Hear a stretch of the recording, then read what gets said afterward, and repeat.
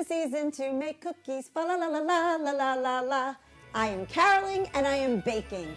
It's that time of year again. December is upon us and there's a lot of baking to do. This year I want to really harken back to a special cookie we always had growing up, the sugar cookie. It's a punch-out, decorating kind of cookie. Now, I love them. They're delicious, but I am kind of not good at the decorating. So we're calling these ugly sugar cookies.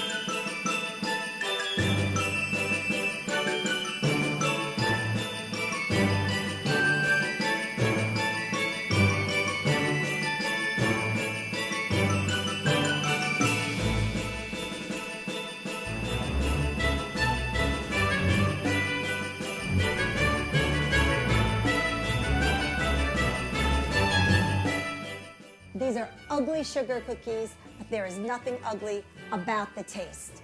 They are light, sweet, but not too sweet, and just taste like Christmas to me.